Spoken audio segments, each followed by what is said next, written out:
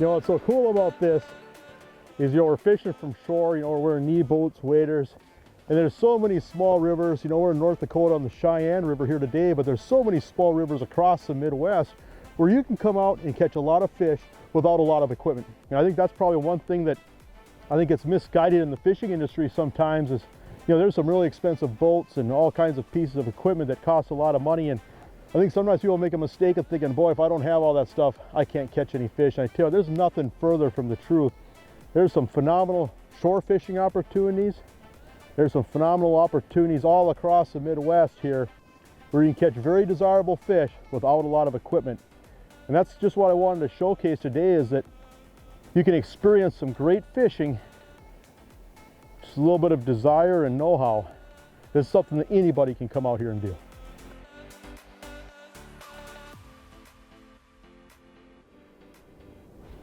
There you go. There you go. That wasn't very far from shore. Oh yeah. That'd be just a great eating fish. Probably about an 18-incher.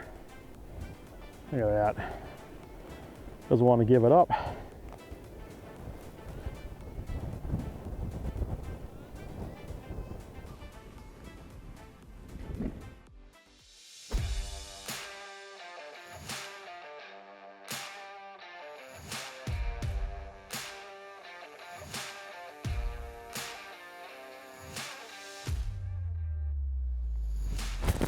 There's one. All right. On the far bank, huh? Yeah. That's a nice one. Yeah, it is.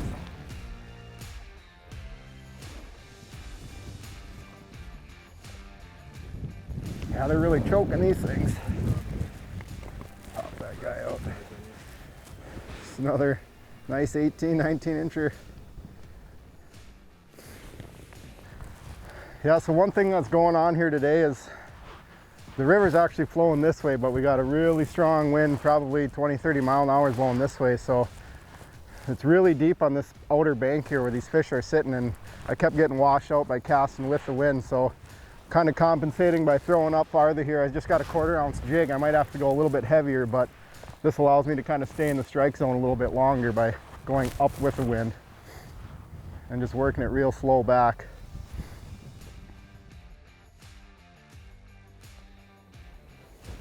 That was a cool strike right there. They're liking the plastic. Yeah. Yeah. Get out of the mud here. Oh, come here. Oh. Look at that. That is just cool. Get my jig back. Great walleye. Get her in the water here.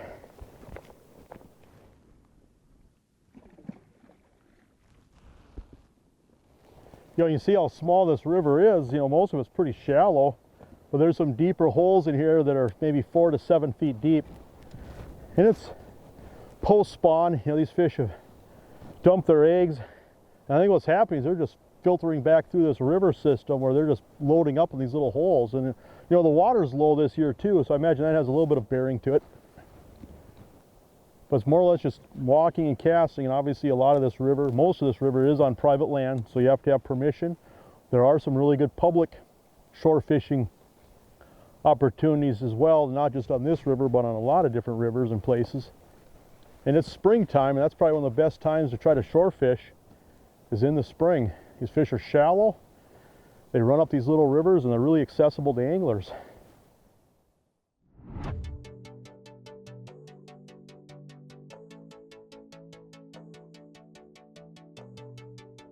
You know, so Ben's worked at the Grand Forks Shields for quite a few years now, and I've known him a long time, and so I'm going in there all the time, you know, picking up fishing equipment and stuff. And so I go in there last week, you know, and we're talking about fishing, and Ben's like, yeah, you know, we're catching all these fish on the Sheyenne River. I'm thinking, that's pretty cool, you know, and I can't tell you how many times, you know, just living in Devil's Lake, where realistically some of the best fishing of the entire spring is happening down on the river, you know, people fishing from shore.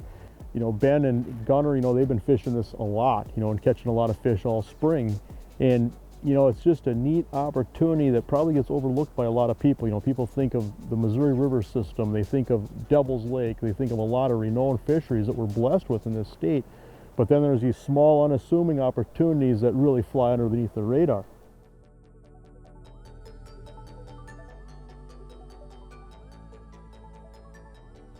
There's something about catching fish from shore on rivers I just love. I mean, I grew up fishing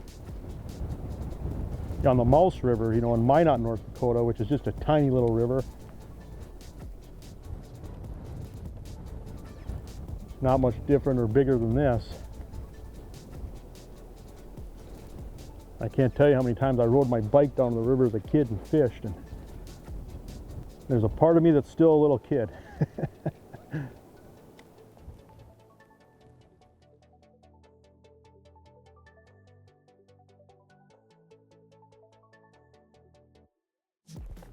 Oh, that was cool. This is a good one here. Whack it.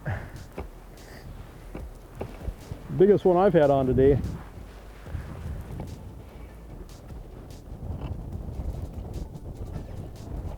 Oh yeah, look at that. That is a beauty. Look at that.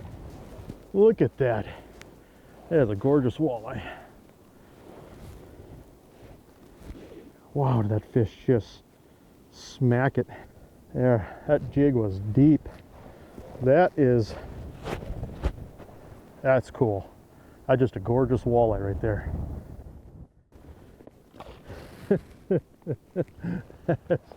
You know, this little river here is pretty unassuming, and there's no doubt about that.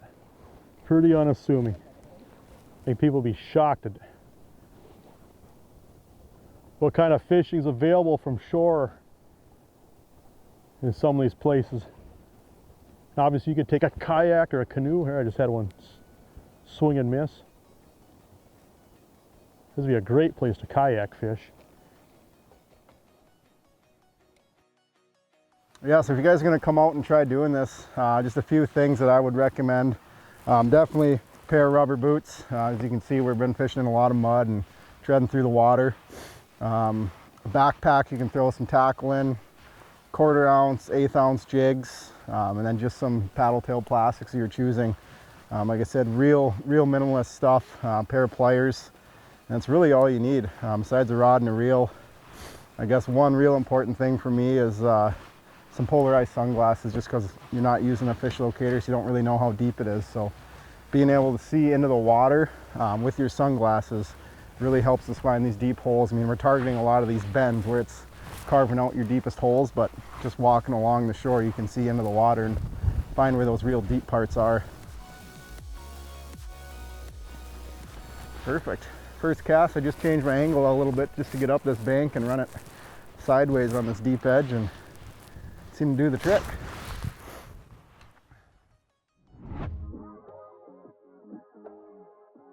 I'm talking about walleye fishing. One of the most growing popular baits is going to be a paddle tail swim bait. Here at Scheels, one of our best sellers all year round, especially in the spring, is going to be our Scheels Pro Swimmer baits. This is a ribbed paddle tail plastic, various sizes for them, and it's just a growing popular bait for walleyes, whether you're on the riverbanks, on the shore of Devil's Lake, or if you're out in the boat casting those shallow bays early in the spring. So the Scheels Pro Swimmer is a very versatile bait, and we offer a variety of sizes. So you're going to go anywhere from the smallest at a 2.8 all the way up to a 4.8 with 2 sizes in between there.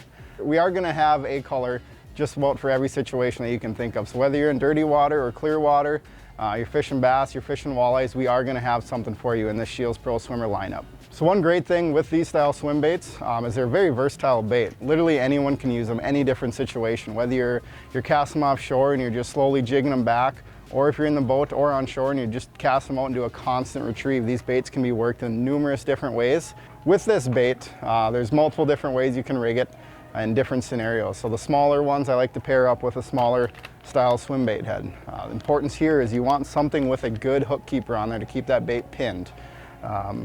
Otherwise, every time you get a bite, it's just going to pull your bait down there. So just a good hook keeper on your swim bait head, and then change up your sizes too. So if it's real windy, I like to go, all the way even up to a 1/2 ounce, 3/4 ounce head.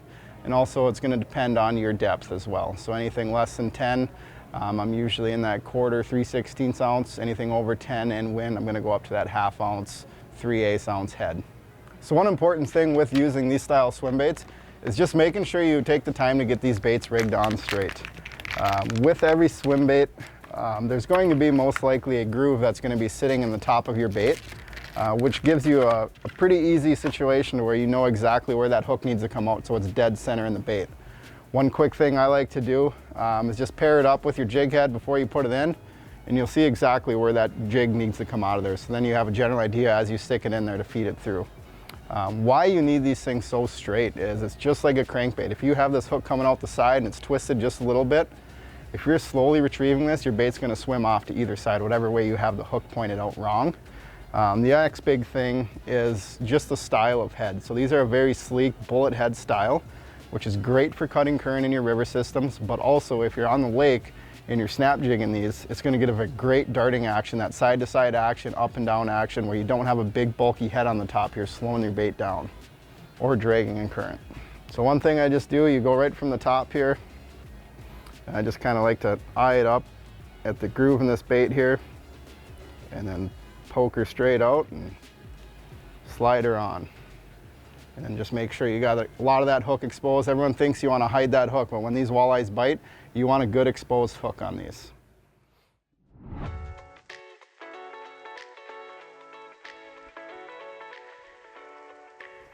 Well, up to the next bend.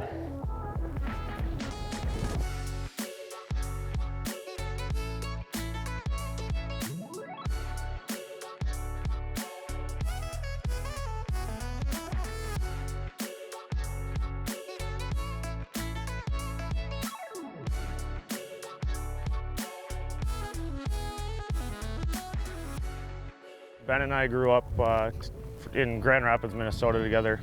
The two of us have had a pretty fun time just trying different spots like this. I mean, we're along the river here, we just knocking on doors, talking to random people, and a few of them are nice enough to let us come out here. So it's been a lot of fun being able to just bop around a few different places on river, on Stump Lake, Devil's Lake, all around the area. So I've enjoyed my time here, that's to say the least. Got a good one there? Yeah, it's a little better. Hit it right on the drop. Like the biggest one of the day.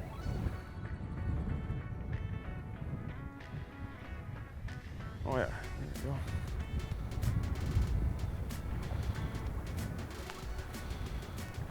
Nice, respectable fish. It's more like it. There we go. Long spawned out female, it looks like. How'd that fish hit it, Gunner? On the drop. Immediately, I didn't even jig it. Yeah, it was a nice little spawned out female. I don't know, about 19 inches long, but definitely skinny and done with her duty for the spring. Get back in there. There you go. You know, I think these opportunities are important for the industry in the sense that we need more places where people can just come out and catch some really nice fish from shore without a lot of equipment. You know, this is something where kids can come out and do it. If you have a young family, for example, you know, and don't know if your kids want to fish or not, you can come to places like this, and even in the middle of the summertime, I guarantee you, in some of the same locations, just a bobber and a worm, and get something to bite. And so these opportunities are so special and so important for the industry because, you know, a lot of people that grow up, you know, they cut their teeth in situations like this, you know, and then they end up going on and buying a boat. They might end up, you know, going and, you know, fishing some larger lakes or some more renowned fisheries. But for so many people, you know, they get their start, you know, just something real simple, real small, and real basic. And, you know, at the same time, you know, some of these fishing opportunities can be pretty tremendous.